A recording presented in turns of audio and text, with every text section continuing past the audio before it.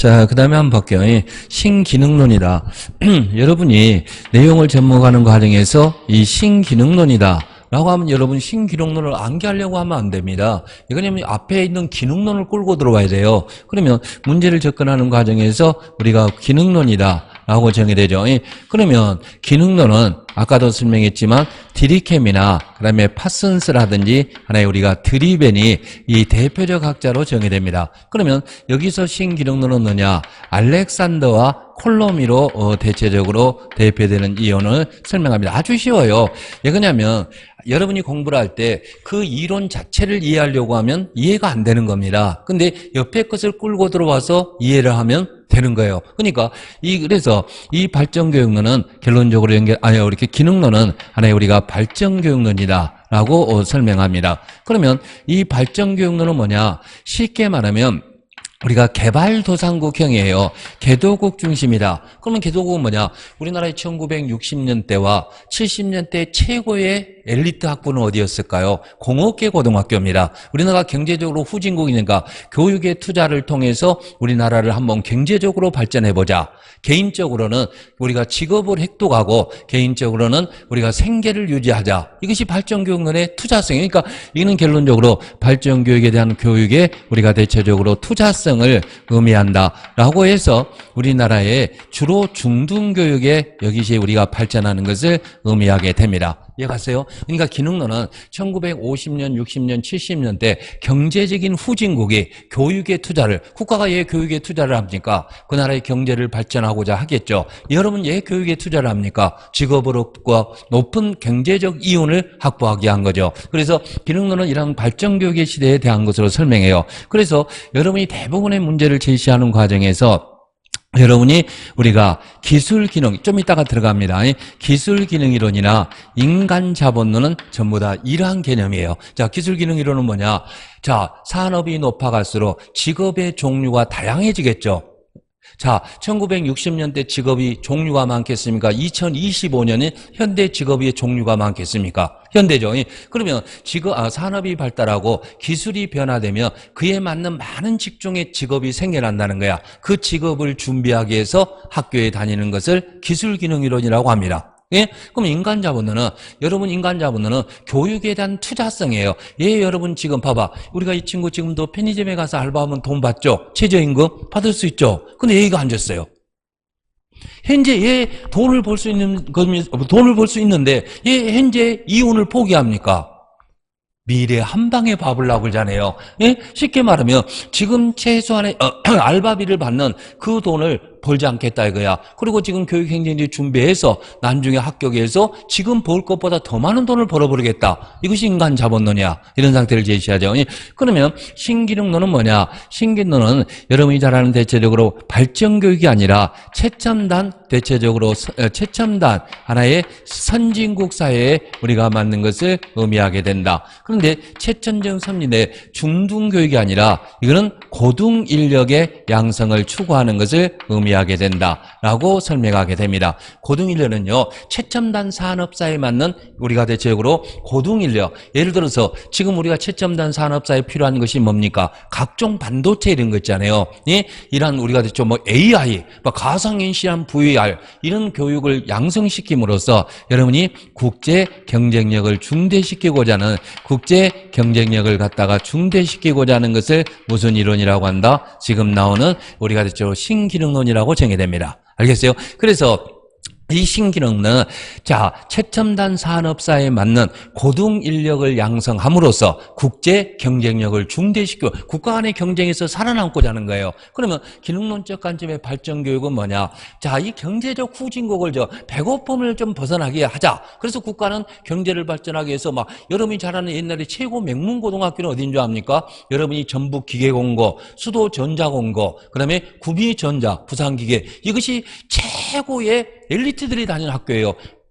학비가 무료입니다. 이 학비를 국가가 무료로 해줘요. 그런 사람들을 노동력을 양성시켜서 국가의 경제를 발전시키고자 하는 거죠. 예? 이런 것을 제시하게 됩니다. 그 다음에 여기는 결론적으로 사회의 분화의 측면, 사회라는 것은 분화되고 여러분이 사회라는 것은 완만하게 유지되고 있다는 거야. 그런데 이들은 사회 분화의 이념을 거부합니다. 사회가 적절하게 분화돼서 나누어져 잘 운영되고 있다는 것을 거부하고 사회를 갈등과 대립의 국면으로 보고자 하는 것이 대립 국면으로 보고자 하는 것이 무슨 논이다? 신기능론으로 정의되고 있습니다. 그래서 여러분 지금까지 구국 교육행정이 생긴 이래 2007년 전라북도 시험에서 이게 나왔어요. 신기능론이. 그런데 그 전라북도 신기능이 나온 것을 가만히 연구해 봤더니 우리나라에 이 대체적인 우리가 교육사에게는 거의 없어요. 전북대 김천기 교수하고요. 서울대 김신일 교수의 결혼서에만 이 내용이 있다는 겁니다. 자, 여러분 기능론은 어떤 경제적 후진국을 탈피해서 우리가 개도국으로 성장하여 경제적 가난을 탈피하기 위해서 국가도 교육에 투자를 하고 개인도 교육에 투자를 해서 국가적으로는 경제를 발전하고 개인적으로는 직업을 획득하고 생계를 유지하는 측면이라는 거죠. 그런데 신기능론은 말 그대로 신자유주의와 맞물려 떨어지게 됩니다. 신자유주의는 뭐냐? 신자유주의는 말 그대로 모든 것을 국제 경쟁력 중대로 보는 거야. 경쟁력 중대라는 것은 국가 간의 경쟁에서 살아남기 위한 것을 신자유주의예요. 예? 여기서 이따 뒤에 설명하겠습니다만 여기서는 책에 봐봐요. 예?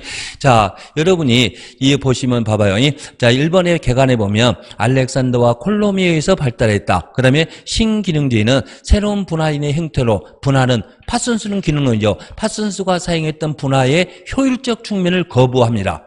자, 사회가 효율적으로 분화되어 있다. 변화된 것은 효율적으로 나누어져 있다는 거예요. 이 때문에 사회가 유지되고 존속된다는 입장을 거부함으로써 특징 1번에 봐요.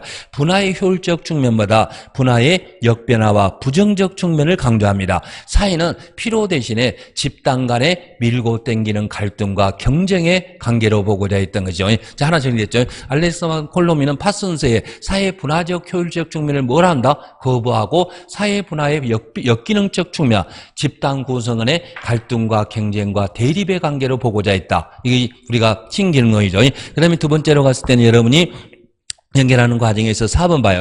세계화 시대를 설명하기 위한 접합하는 것으로 채점단 산업사회의 고등인력 양성을 통해 국제 경쟁력을 중대시키고자. 자, 국가 간에 봐봐요. 앞으로는 많은 인구의 수, 만일에 인구수대로 한다면 인도가 가장 잘 살아야 되잖아요. 인도가 14억 6천만 명인가 돼요. 그러면 두 번째 잘 살아야 될 것은 누구예요? 중국이죠. 중국이 14만 2천 정도가 되거든요. 그럼 우리나라는 지금 5,300만입니다. 그러면 경제적으로 우리나라는 인구수에 비해서 우리는 G7이라는 세계 경제협력기구 10위 안에 들 수가 없잖아요. 그렇지만은 우리가 거기서 살아남고 있다라고 하는 것은 뭐예요? 앞으로 세계는 대체적으로 많은 인구수가 아니라 한 사람이 세계 전 인구를 먹여 살릴 수 있는 시대가 온다는 거예요. 미국의 빌 게이츠, 일본의 소프트웨어를 개발했던 손정은, 한국의 손영민, 이런 사람만 필요한 시대라는 거야. 얘가요. 그렇기 때문에 남자를 선택할 때 외모 필요 없습니다. 그 사람의 전문적 능력이에요. 얘가요. 외모 하는데요. 김건희 봐요. 그 얼굴도 저렇게 만들어 보잖아요. 돈만 있으면 만드는 시대예요. 여러분 그 장구신 누구예요? 박서진 가수. 어렸을 때 노래 부르는 거 봤어요? 못생기도 그렇게 1억을 투자하니까 그 얼굴이 나와본 거야. 얘가요. 그러니까 절대 자기 외모나 그런 것에는 절대 우리가 걱정하지 마시고 21세기는 누가 필요하다? 한국에 손영민, 이런 사람만이 필요한 거야. 돈 있으면 모든 것을 우리가 바꿀 수 있는 시대가 돼버린다는 거예요. 그렇기 때문에 가장 중요한 것은 뭐다? 능력입니다. 능력이 외모 보고 잡다 가면 죽는다. 외모 필요 없어요. 능력이에요. 그래서 여러분 이런 시대가 돼버렸다는 거야. 그래서 이 신기능론은 문제를 제시할 때 내 예상이 맞는다면 이렇게 나올 확률이 높아요. 자, 보기에서 의미하는 이론이 뭐냐? 신자유주의와 맞물려서 모든 교육을 채점단 산업사에 맞는 국제 경쟁력 중대로 봤다. 자, 사회 분화의 효율적 측면보다 사회 구성원의 집단 간에 밀고 땡기는 갈등과 경쟁의 관계로 봤다. 1번 기능론, 2번 신기능론, 3번 갈등론이면 기능론 아니면 갈등론을 선택해버립니다. 밑에 보면 갈등, 경쟁, 대립이 나오니까, 예? 이걸 하고, 예? 그래서 신기능론은 들어보면 아주 쉽게 답을 골라낸다는 거야. 못 들어본 놈은 신기능론이 모르는 것을 모르는 사람은 골라낼 수가 없다는 거죠. 예, 갔어요? 됐죠? 이런 것이 나와줬으면 좋겠습니다. 예? 그 다음에 두 번째, 지금부터는 인력 양성으로 갈게요. 이런 거 아니에요. 자, 일단은 기술 기능 이론이 있는데, 기술 기능 이론은 여러분 책에도 있습니다만은, 우리가 대체로, 여기가 클라크와 커라는 학자가 대표적인데, 자, 이거는 기능론적 관점입니다. 기능론적 관점이고, 경제적 요인에 의해서 우리는 대체적으로 학력이 상승되는 이론이다라고 설명하고 있습니다. 우리가 이죠. 그러면 경제적 요인이 뭘까? 이런 거 아니에요. 자, 기능론적 관점은 학교 교육을 정당화시키는 거죠. 그런데 경제적 요인이 뭘까? 경제가 변화되면서 학력이 팽창한다. 자, 봅니다. 기술이 발전하면 학교 교육도 변화됩니다. 자, 기술이 변화돼서 직업의 종류가 다양하며 그 직업을 준비하기 위해서 학교의 학과도 종류가 다양화될 수밖에 없습니다. 고로 산업이 발달하면 그에 따라서 학력도 팽창할 수밖에 없다는 거죠. 그리고 산업이 멈추지 않고 고도 산업화되면 계속적으로 산업화가 고도화될수록 학력은 계속적으로 팽창할 수밖에 없다는 거예요. 그렇기 때문에 산업이 멈추지 않는 한 고등교육기관의 중설은 불가피할 수밖에 없다는 겁니다. 고등교육기관은 뭐예요? 대학이죠.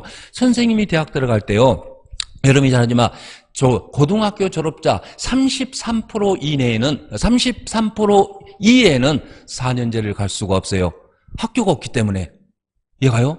그런데 우리나라의 1990년 노태우 정부에 오면서 엄청난 대학이 생겨납니다. 이해가요? 이름도 못 들어본 대학이 엄청나게 생겨나요. 그것은 뭐예요? 계속적으로 우리나라 90년 중반 이후에 엄청나게 우리나라 경제성장을 가져오거든요. 선생님 얼굴이 예리냐고 묻는다면 못 먹어서 이렇습니다. 못 먹어서. 도시락을 못 싸고 낸 애들이 태반이었어요, 초등학교 때. 그러니까 어떤 학생이 뭐라냐면 학교에서 급식 안 줬어요? 여러분, 급식은 우리나라 2000년 넘어선가 주게 된 거예요. 예? 그런 이런 상태인데, 이 기술 기능 이론은 계속적으로 산업이 발전하고 직업의 종류가 다양화되고, 그 다음에 고도 산업화되면 그에 따라 학교도 팽창할 수밖에 없다는 거야. 그래, 고도 산업화의 고도 학력은 당연한 결과라는 것이 기술 기능 이론이 됩니다. 그러니까 직업을 준비하고 기술의 변동에 능동적으로 대처하기 위해서 학교를 다님으로써 학교가 계속적으로 팽창한다는 거야. 그렇기 때문에 지금 계속적인 고등교육기관이 엄청나게 중설됐잖아요. 원래 전라북도도요, 선생님이 할 때 보면 전북대나 전주교대, 전주우석대, 전주대 이 정도밖에 없었어요. 근데 여기에 보면 무슨 신학대학도 생기고 뭔 대학도 생기고 예술대학 이런 게 막 생겨나잖아요. 이 엄청난 대학이 생겨나는 것은 전부 다 이것 때문에. 그래서 봐봐. 그래서 1번 봐요. 오늘날과 같은 산업사회는 누구나 어떤 종류의 직업을 갖기 마련인데 과학기술의 부단한 향상 때문에 직업기술이 상승되면서 그에 따라 사람들의 학력이 높아질 수밖에 없다라고 설명합니다. 그래서 여러분 이 3번도 학교 제도가 직업상호 간의 밀접한 관계를 유지한다. 학교는 산업사회를 지탱하는 핵심 장치여서 직종 수준에 맞는 학교 제도는 계속적으로 발달할 수밖에 없다는 겁니다. 뒤쪽에 오시면 5번에 고로 고학력 사회의 고도 산업화 사회의 고학력은 당연한 결과가 된다라고 설명하겠습니다. 그렇기 때문에 기술이 멈추지 않고 산업화가 멈추지 않는 상황에서 계속적으로 학력은 팽창할 수밖에 없다는 것이다. 고로 경제가 변화되고 기술 요인이 변화되고 직업의 종류가 변화되면 당연히 학력은 팽창할 수밖에 없다라고 정의돼. 이것을 무슨 이론이라고 정의된다? 기술 기능 이론이라고 정의됩니다. 이것이 2026년에 여러분의 나올 확률이 굉장히 높습니다. 2025년 바로 여러분이 밑에 보면 슐츠의 인간자본론이 2025년 엊그저께 국가직에서 나왔어요. 그렇죠? 그래서 이런 게 있죠. 그러면 여기서 두 번째로 가서 조심해요. 두 번째는 여기서 문제를 제시할 때 우리가 인간자본론이 있다는 거야. 인간자본론은 이 기능론과 경제적 요인, 학력 상승이 일어나고 이거는 2025년입니다. 인간자본도 똑같이 기능론적 관점이에요. 경제적 요인에 의해서 학력이 상승돼요. 그런데 여기서 중요한 것은 이거는 대체적으로 교육의 투자성을 강조하게 됩니다. 자, 교육의 투자성을 강조하는 이론이다 라고 설명하게 됩니다. 자, 봐요. 이 기술 기능 이론은 기술이 변화되고 산업이 변화되고 직업이 종류가 다양하니까 그것에 능동적으로 대처하기 위해서는 우리가 학교에 다닐 수밖에 없기 때문에 학력이 팽창하는 거야. 근데 이 인간 자본론은 휴먼 캐피탈 디오리, 인간 자본론은 교육의 투자가 인간의 생산성을 높인다는 거야. 많이 배운 놈이 생산성이 높아. 영은이 어떻게 할까? 영은이가 기업 사장이야. 근데 이 중학교 나온 사람보다 고등학교 나온 사람보다 대학 나온 사람이 생산성이 높아요. 그럼 어떻게 할까요? 누구를 채용할 거야? 대학 나온 사람이죠. 그러면 대학 나온 사람이 생산성이 높고 그다음에 높다라면 그러면 고등학교 나온 사람과 대학 나온 사람 중에 누구를 더 먼저 승진시키고 높은 경제적 보수를 줄 거야? 후자라는 거죠. 그렇기 때문에 이 인간 자본은 자, 교육의 투자성을 말하는 것으로 장기간에 오랫동안 학교 교육을 받은 사람이 그렇지 못한 사람보다 생산성이 높다는 거예요. 그렇기 때문에 그 사람들에게 빠른 승진과 높은 경제적 대우를 해주는 것은 당연한 것이다. 그래서 학력과 여러분이 잘 아는 그 대체적으로 하나의 노동시장이 완전히 개방되어 있다는 겁니다. 뭔 말이야 하면 고등학교 나온 사람보다 대학 나온 사람이 좋은 대기업에 들어갈 수 있고 고등학교 나온 사람보다 대학 나온 사람이 더 여러분이 대체적으로 빠른 승진과 높은 경제적 보수를 지급받을 수 있다는 겁니다. 그것은 무엇 때문이다? 바로 학력이 높은 자가 생산성이 높기 때문이라는 겁니다. 이것을 인간 자본론이라고 해요. 그래서 여러분 책에 보시면 자, 봐요. 자, 우리가 여름이 대체적으로 1번에 슐츠는 교육의 투자가 인간의 생산성을 높인다고 했다. 그러니까 많이 배운 놈이 생산성이 높다는 거예요. 예? 그래서 대체적으로 해서 3번 학력은 신분, 상승, 경제적 부, 사회적 지위가 일치하는 완전 개방이다. 쉽게 말하면 많이 배운 사람이 높은 경제적 보수를 많이 배운 사람이 높은 우리가 대체적으로 빠른 승진을 우리가 받을 수 있다. 그래서 학력과 시장이 일치하는 걸 완전 개방 시장 이라고 정의되고 있습니다. 그래서 특징 1번에 봐요. 교육은 중과된 미래의 배당금과 같다. 자, 현재의 이윤을 포기하고 계속적으로 교육에 투자하는 것은 미래에 더 많은 이윤을 되돌려받기 위해서 계속적인 투자를 한다는 겁니다. 이런 상태를 제시하게 되죠. 그래서 여러분 책에 보시면 대체적으로 2번 말 학력에 따른 수입의 차이는 교육에 관한 지식과 기술의 차이, 생산성 차이다. 이게 쉽게 말하면 학력에 따라 수입이 틀려지는 것은 많이 배운 사람이 생산성이 높기 때문에 더 많은 대우를 해주고 높은 경제적 보수를 준다는 것으로 설명하게 되는 거죠. 그런데 중요한 것은 5번이에요.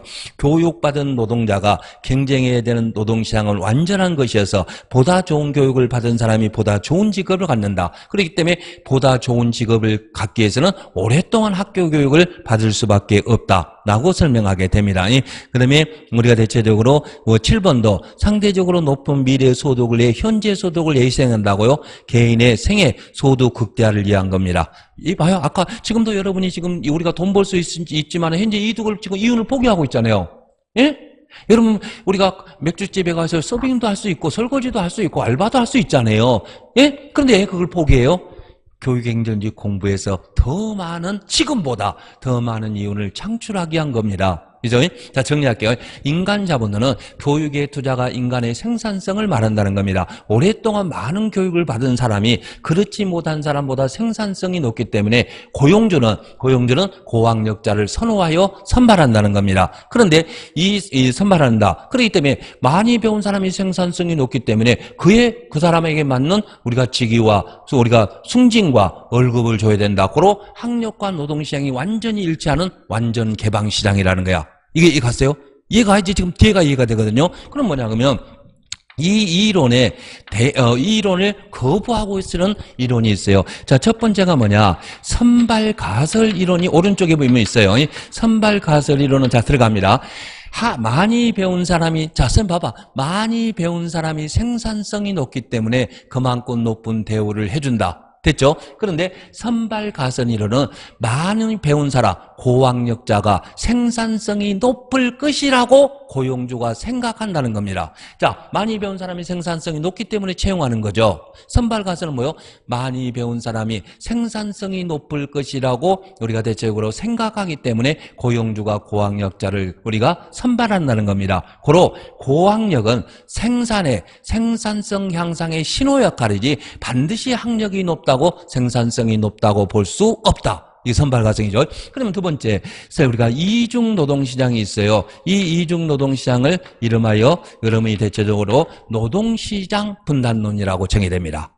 자, 많이 배운 사람이 생산성이 높다. 고로 생산성이 높은 고학력자를 높은 경제력 보수와 높은 사회적 지위와 높은 빠른 승진을 해주는 완전 개방이죠. 그런데 이중 노동시장은 1차 노동시장과 그다음에 대체적으로 2차 노동시장으로 분류되어 있다. 1차 노동시장은 개방시장을 뜻하고 2차 노동시장은 폐쇄시장을 뜻한다. 고로 노동시장이 완전 개방된 것이 아니라 개방과 폐쇄의 이중성을 띠고 있다라고 정의됩니다. 예를 들어서 이 친구가 지금 충남대를 나왔어요. 충남대 전북대 전자공학과죠. 전북대 전자공학과를 나왔어요. 이 친구도 전북대 전자공학과를 나왔어. 근데 이 친구는 삼성전자로 들어갔어요.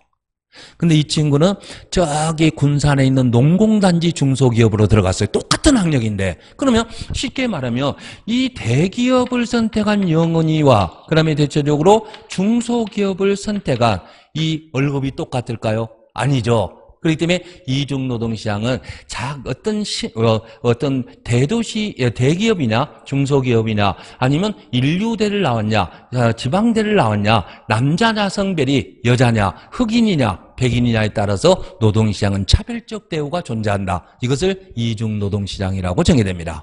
이게 한이론이에요. 2008년 전북대 문제를 한번 들어가 볼까요? 자, 인간자본론을 설명하면서 뭐라고 냈냐면 인간자본론을 비판하고 우리가 선발가설과 이중노동시장은 인간자본론을 비판하고 등장했다. 맞죠? 이런 상태를 제시하죠. 그래서 오른쪽에 보시면 대체적으로 오른쪽에 보시면 인간자본론에 대한 비판에서 여러분 선발가설이로 교육의 생산성을 향상하는 것이 주로 신호 역할입니다. 자, 학력이 높은 사람이 생산성이 높다. 인간 자본론이죠. 근데 학력이 높은 사람이 생산성이 높다는 신호 역할에 불과하다. 예? 그렇기 때문에 두 번째로 할 때 고용주가 고학력자를 선호와 채용하는 것은 실질적으로 생산성이 높다고 볼 수 없고 신호 역할에 불과하다는 겁니다. 이해갔어요? 근데 인간 자본론은 학력이 높은 자가 생산성이 높다. 이런 거죠.